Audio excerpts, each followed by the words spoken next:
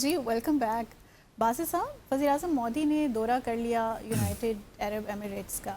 کس طرح سے دیکھ رہے ہیں اس دورے کو، اور اس دورے کا اصل مقصد کیا تھا؟ بڑا ہنگامی دورہ تھا جی، جی بڑا ہنگامی دورہ. مختصر کچھ گھنٹوں کے لیے گئے تھے، لیکن بہرحال ایئرپورٹ پہ جو صدر ہیں یو اے ای کے MPZ، انہوں نے استقبال کیا. مودی صاحب نے جھپی لگایا، جو ان کا انداز، واہ واہ برادر. ہاں، یہاں دیکھیے مسلمانوں کو کتنے گلے لگاتے ہیں، لیکن جو وہاں پہ بھارت میں مسلمانوں کا حال کیا ہے اگلے سیگمنٹ میں ہم ڈسکس کریں گے. بالکل مختلف ہیں. وہ اسی وجہ سے ہو رہا ہے کہ مطلب ان مسلمانوں کو گلے لگایا جا رہا لگا ہے. کے بالکل یہاں پہ انٹرسٹ ہے نا. یہاں پہ 4 ملین بھارتی باشندے کام کرتے ہیں، 20-25 بلین ڈالر کی ریمیٹنسز آتی ہیں، تو وہ ذرا تھوڑا سا امپورٹنٹ ہے. اور وہاں پہ آسام اور دیکھیے نا، جو ہم نے پہلے بھی ڈسکس تو کیا تھا، آسام اور جو ویسٹ بنگال میں انتخابات ہوئے، BJP نے کسی مسلمان کو اپنا ٹکٹ نہیں دیا. تو یہ مسلمانوں کے بارے میں BJP کے خیالات ہیں. لیکن یہاں پہ وہ جھپیاں مار رہے ہیں، اور کیا ہے، بہرحال یہ ایک الگ موضوع ہے، پھر اس پہ کوئی بات کریں گے. اچھا جی، جو پہنچ گئے محترم وزیر اعظم مودی صاحب، جو ان کا اسٹائل ہے، اور یہ ایک آپ کہہ سکتے ہیں کہ آن روٹ ایک، کیونکہ ان کا اصل دورہ تو جو ہے نا کچھ نارڈک کنٹریز ہیں، ناروے، سویڈن، اور شاید ایک دو اور ممالک ہیں جس کے یہ دورہ کر رہے ہیں. کون سے ممالک ہیں بھائی، مجھے یاد نہیں رہا. تو ہاں، Sweden, Italy, European, Netherlands, Sweden, Norway اور اٹلی، ان 4 ممالک کا دورہ کر رہے ہیں مودی صاحب. تو وہ جاتے ہوئے یورپ، انہوں نے کہا کہ میں UAE میں رک جاتا ہوں. اور یہ انٹرسٹنگ دورہ تھا ان دا سینس کہ اس میں اچیو کافی کچھ کر لیا مودی صاحب نے.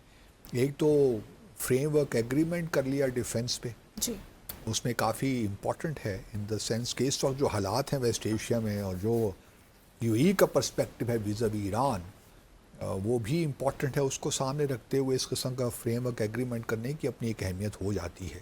اس میں مینوفیکچرنگ بھی ہے، ڈیفنس پروکیورمنٹ بھی ہے، اور بھی بہت سی چیزیں آئی ایم شور ہوں گی جو کہ پبلک نہیں ہوا. دوسری جانب ایک اور بڑا انٹرسٹنگ فیصلہ UAE نے یہ کیا کہ انہوں نے جو بھارت کے اسٹریٹجک پیٹرولیم ریزروز ہیں 30 ملین بیرلز کے، وہاں اسٹیبلش کرنے کی بات کی ہے. اور یہ سارا UAE خود اپنے خرچ پہ کرے گا. اور پھر انویسٹمنٹ کی بات بھی ہے. تو یہ پیٹرولیم جو اسٹریٹجک پیٹرولیم ریزروز بھارت کے اندر، بھارت کے لیے، اور پھر UAE کرے گا، یہ فیسیلیٹی بنائے گا، تو یہ سگنیفیکنٹ ڈیولپمنٹ ہے. اس سے یہ بھی بالکل بات واضح ہو جاتی ہے کہ بھارت اور UAE کے درمیان جو تعلقات کی نوعیت ہے وہ کس جانب جا رہی ہے. صحیح. اور خاص طور پہ اس جنگ کے بعد اس میں کافی آپ کہہ سکتی ہیں کہ جان پیدا ہوئی ہے. UAE کا چونکہ معاملہ ذرا تھوڑا سا پیچیدہ رہا ہے ان دا سینس کہ اس جنگ سے پہلے بھی اگر آپ کو یاد ہو تو ہم ڈسکس کرتے رہے ہیں کہ کس طرح UAE اور سعودی عرب کے درمیان تعلقات کی نوعیت خراب ہوئی. اس میں یمن کے ایشوز بھی ہیں، پھر سوڈان کے معاملات بھی ہیں، جس کی وجہ سے دونوں ممالک میں کافی خلیج پیدا ہوئی. اس کے بعد پھر ایران کی جنگ آ گئی. ایران کی جنگ کا بھی معاملہ کچھ یوں رہا کہ UAE کا بڑا اسٹرانگ ایک اسٹانس تھا کہ بھئی خلیجی ممالک کو مل کر ایران کے خلاف کچھ اقدامات لینے چاہیے. بالکل. کیونکہ UAE کا ان کی ایک کنٹینشن یہ تھی کہ 1981 میں جب یہ GCC بنائی گئی تھی، وہ اسی وجہ سے بنائی گئی تھی کہ ایران کے جو اسلامک ریولوشن سے جو خطرات اسٹیم ہو رہے تھے ان کو کاؤنٹر کرنے کے لیے بنائی گئی تھی. تو اگر ابھی خلیجی ممالک یکسو ہو کر ایران کے حملے کو کاؤنٹر نہیں کرتے تو پھر اس خلیجی کونسل کا فائدہ ہی کیا ہے؟ یہ UAE کا پرسپیکٹو تھا. ٹھیک ہے، کسی حد تک آپ اس پرسپیکٹو کو بھی جسٹیفائی کر سکتی ہیں، لیکن دوسری جانب کچھ ممالک کا خیال یہ تھا، اور چونکہ پاکستان میڈیٹ کروا رہا تھا، ہمارا خیال یہ تھا کہ ابھی خلیجی ممالک کو ریئیکٹ نہیں کرنا چاہیے، کیونکہ اس سے یہ ایک تاثر ملے گا کہ خلیجی ممالک اسرائیل اور امریکہ کے ساتھ کھڑے ہیں. بالکل. تو ہمیں اس بات پہ کم از کم مجھے اطمینان ہے کہ ان خلیجی ممالک نے بشمول کسی حد تک UAE کے بھی ہماری بات سنی. ٹھیک ہے، UAE نے کچھ ریسپانس دیا، لیکن اس طرح نہیں، کچھ ریسٹرینٹ بہرحال UAE نے بھی شو کی. Let's admit that. کیونکہ سب سے زیادہ جو حملے ایران کی جانب سے UAE پہ ہی ہوئے، تقریباً 3000 ڈرونز اور میزائلز داغے ایران نے. UAE پہ.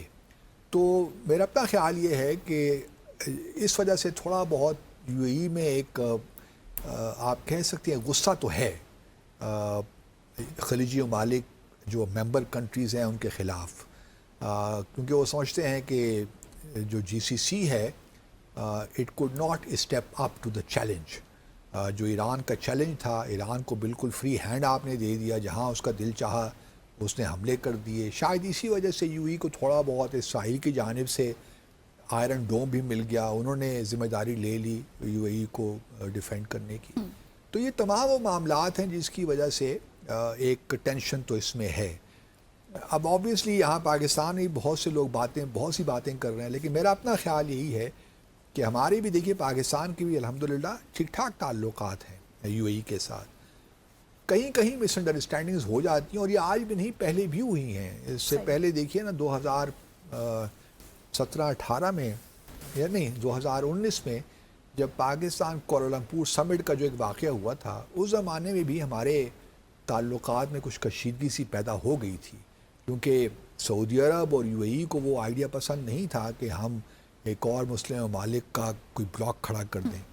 تو اس زمانے میں بھی کچھ مس انڈرسٹینڈنگز ہو گئی تھیں. ابھی بھی بائی اینڈ لارج میں سمجھتا ہوں کہ بہت سے لوگ باتیں کر رہے ہیں، لیکن میں ان کی باتوں کو سبسکرائب نہیں کرتا. میرا اپنا خیال یہی ہے کہ ہمارے ہاں تھوڑی سی مس انڈرسٹینڈنگز کے باوجود بھی UAE اور پاکستان کے تعلقات میں بھی کافی سبسٹینس ہے.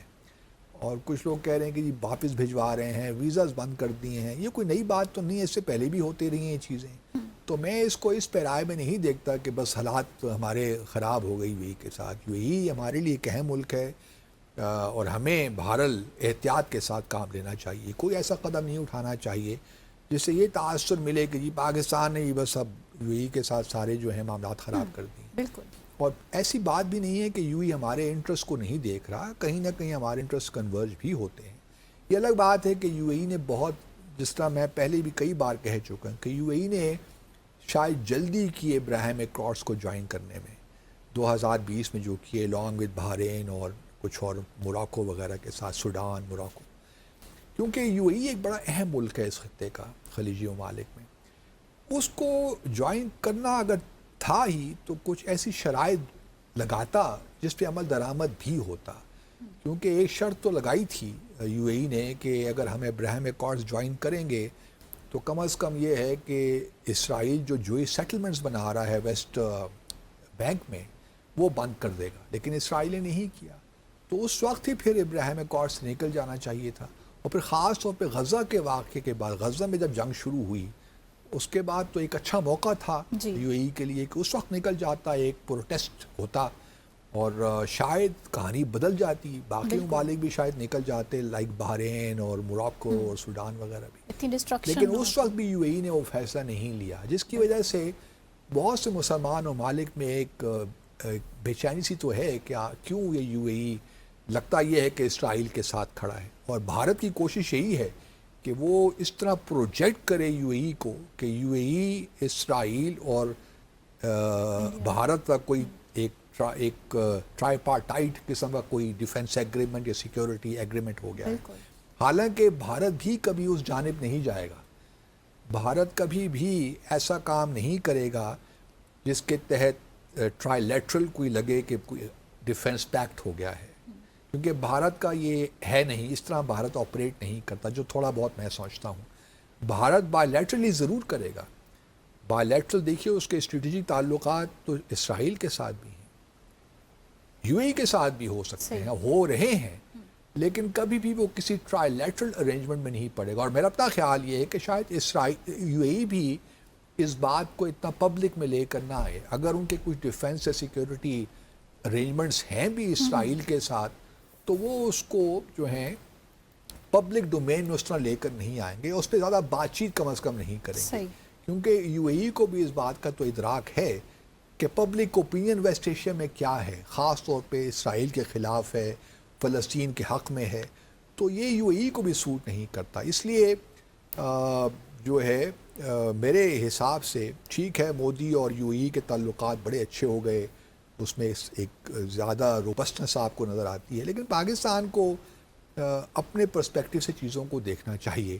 اور ہمیں اس کو زیرو سم گیم نہیں بنانا چاہیے. ہمارے لیے بھی بہت اسپیس ہے. ٹھیک ہے کچھ ٹینشنز بھی ہیں لیکن وہ ٹینشنز ٹیمپرری ہیں میرے خیال میں. اور ابھی انوائس کانفرنس بھی ہو رہی ہے اسلام آباد میں آج کل, اور ہمارے جو یو اے ای میں ہمارے جو سفیر ہیں وہ بھی اس کانفرنس میں شریک ہیں. تو آئی ایم شیور کہ Pakistan will come up with some solid strategy as to how to اس کو یہ فیز ہے اس کو کس طرح بہتر طریقے سے ہینڈل کریں. کیونکہ ایران اور اس جنگ نے تو بہت سے انڈر کرنٹس کریٹ کر دیے ہیں, بہت سی ٹینشنز ہیں.